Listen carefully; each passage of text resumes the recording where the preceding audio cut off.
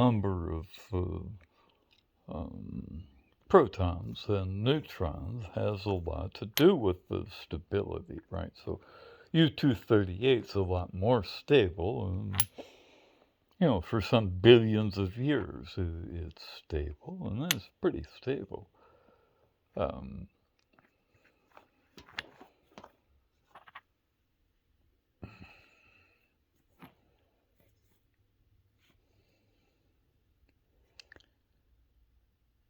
what we needed was a very dense element to hold that fission energy inside the containment vessel long enough to initiate fusion, the fusion of hydrogen into helium. So you need two things for that. You need something that's dense enough to hold it. and something that's sort of readily, easily available, right? But plutonium, back in the old days when my father was building those weapons, was not readily available. And you know, most people wouldn't know how to find it or make it or come up with any of it to save their lives, which is probably a good thing. It probably does save their lives. I, on the other hand, am an idiot, and I know how to make this shit. Because my father did his research in breeder reactors at Oak Ridge and Lawrence Laboratories,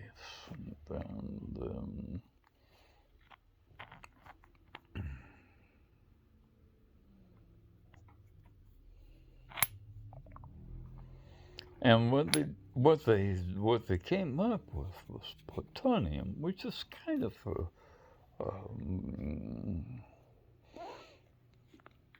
one of those namby-pamby radioactive elements, because it's just a beta emitter.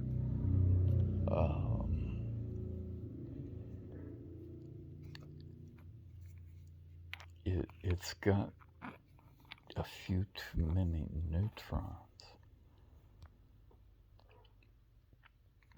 And the neutron, what they do is, because what they want to do is turn it into a proton, right?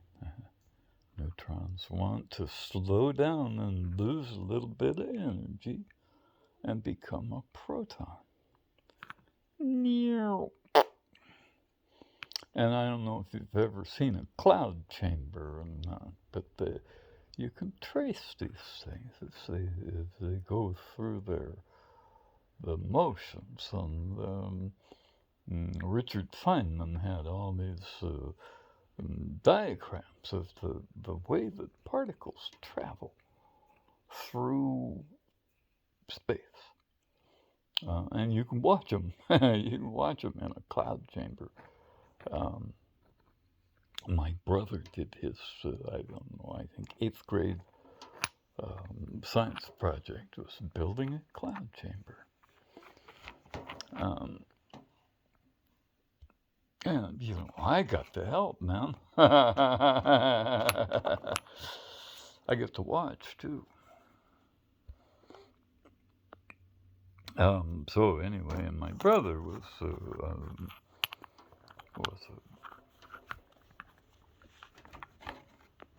biomedical engineer at UCSD, and pretty sharp chemist.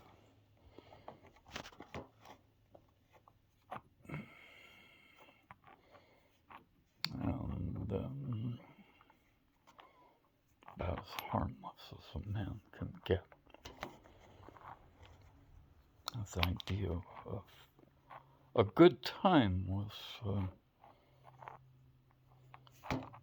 ushering little critters into the never lands of scientific research and looking for the magic lipids that would save people's lives.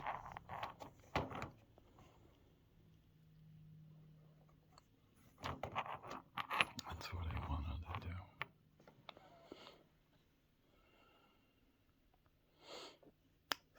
93, started hearing voices.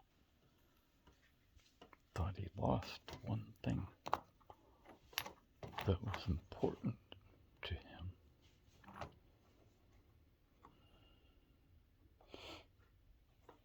Because, he did all the right things, man. When my father said hup, he said 2, 3, 4, and asked how high on the way up. He was a remarkably good hup tour. And might be why I am a remarkably bad one, I don't know. I didn't envy my brother at all. And so, anyway, here we are with a little chemistry, because that's what that is, gold, platinum. Are in the dust, in the volcanic ash that's all around us. I didn't put it there, I didn't make it,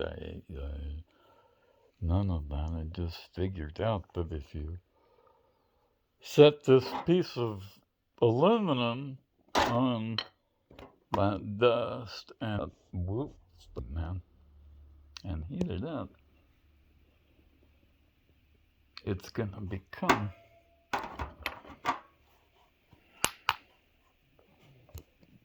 a piece of precious metal, because aluminum can't exist at a temperature that these precious metals can. And that's what happens. You end up just replacing it by heating it beyond the vapor point of the starting material, the aluminum, and keeping it there for some time. And you can't help it, right? I mean, it's not magic. It's not magic. It's physics. It's simple physics.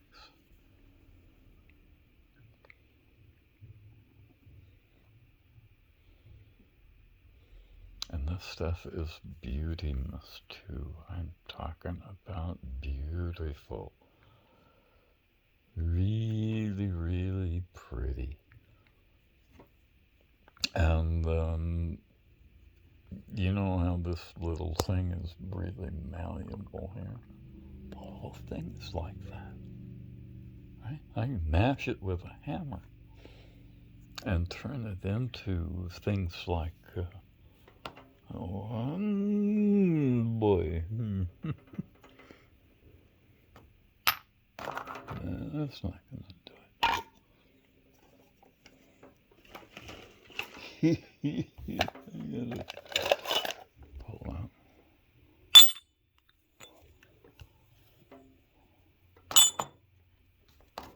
Chinese platinum.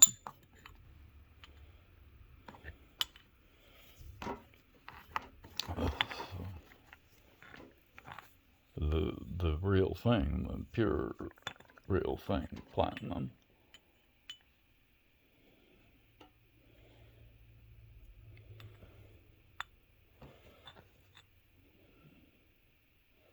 The emperor, somebody or another said so.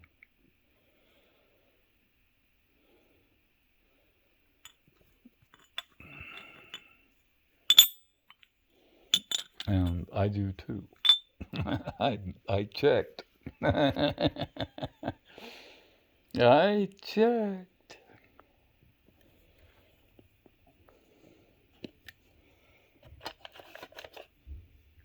So, and that's what money sounds like, you know?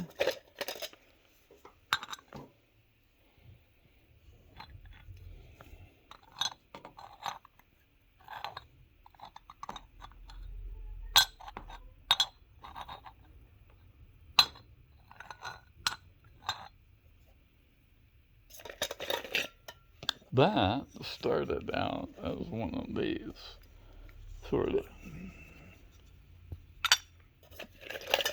Actually, it started out like one of these. I now have the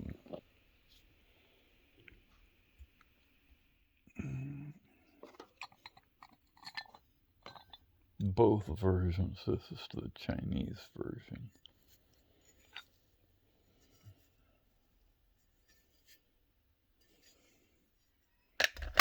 I have a one from I think from Nazi Germany that was built as an imitation. This is Chinese silver, and this is bullion. This is how they exchanged value of silver.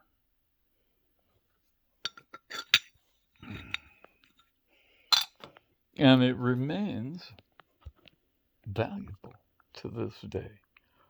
The British spent a considerable amount of effort to remove as much of this stuff as they could from China and the Chinese people.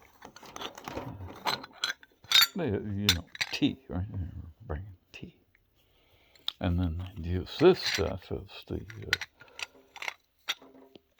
as the ballast in the keels of their ships.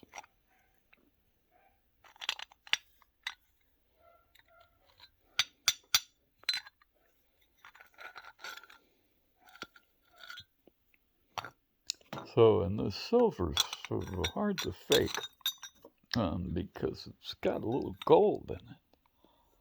And the British had a real hard time with that.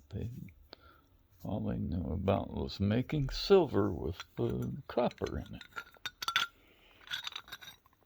And so they couldn't fake it. They could not fake it. Oh, man.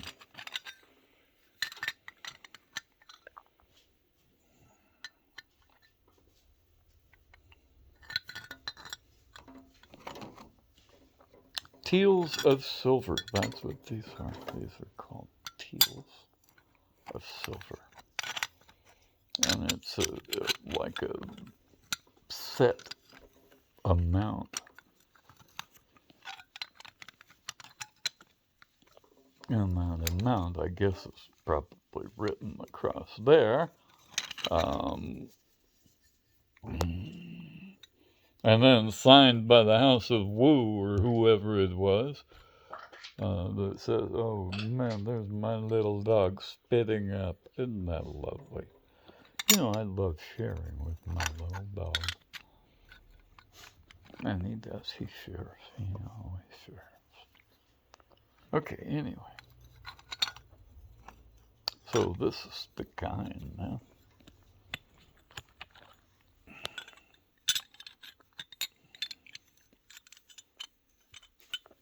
Mine's a little bluer.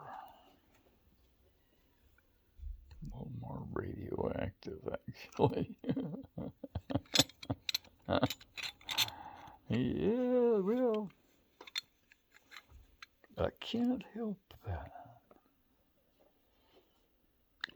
It's actually like the dust from the road, right? That's where it came from. that we walk around on. So, what does that tell you?